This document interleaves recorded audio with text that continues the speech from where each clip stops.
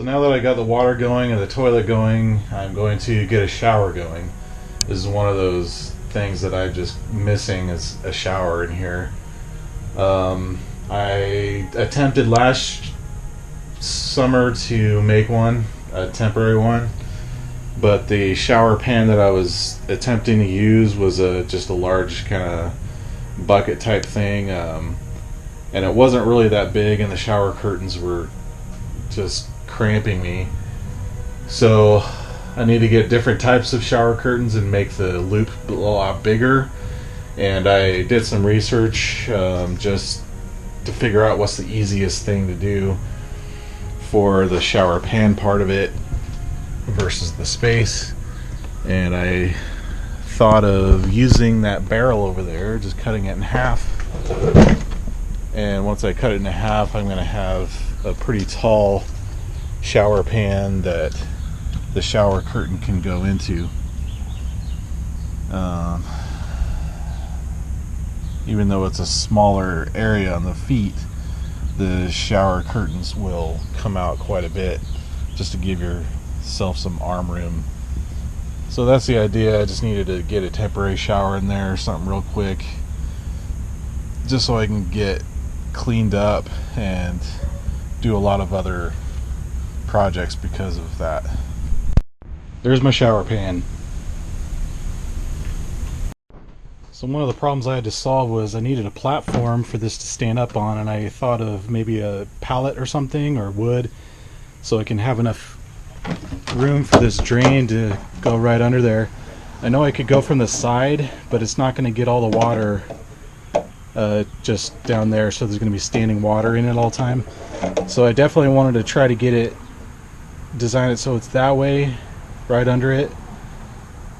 So that would mean I would need a platform, and I just thought, well, I have this other half of this barrel, and it looks like the design of this barrel will allow for me to just, I cut that middle part out, and it has those little grooves there for the handles, and then I just sit this in there, and it has enough support where I could just stand in there like that.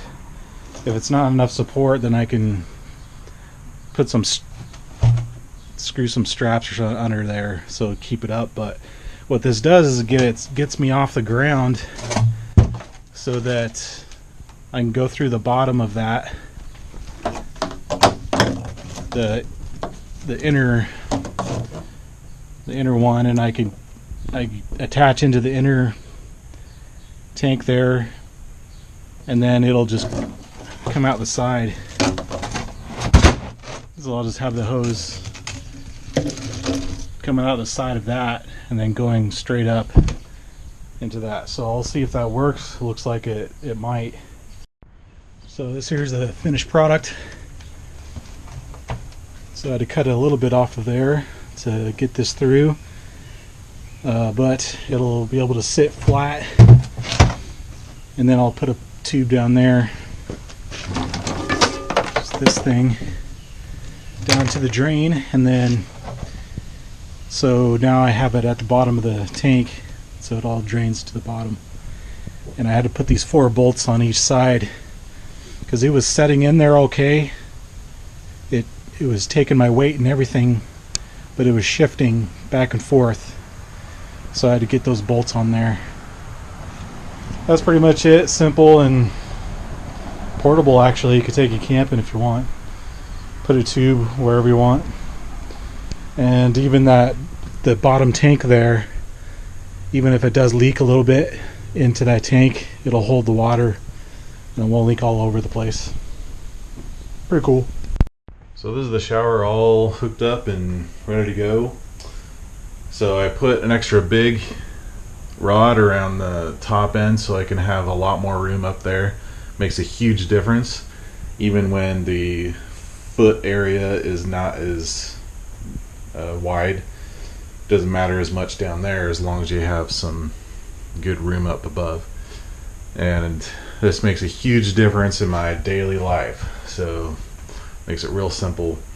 So I just have the hose going through the wall, and then I have it go into the sink. And this is basically just a hookup for a little dog shower thing that used to have like a little shower head on it, and you just put it in there and you could give a dog or a cat a bath or something.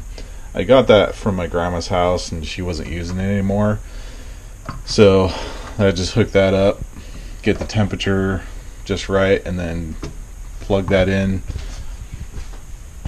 and then it just feeds the shower. And I just hooked it up down at the bottom just with a rubber hose, and it was tight enough. It doesn't need to withhold a lot of pressure right there, but there is quite a bit of connection on that. It's just temporary anyway, and I just needed something, so there it is. It works great, and I used it a few times now, and I'm really happy. So the drain hose just goes right back there and down into where I have my sewage line there. That's a temporary just drain. I'm gonna have a washer dryer here, so that was designed to go right into that, but I just plugged it into there and that works just fine. So I'll just give you a quick demonstration and just get the water going just right, and then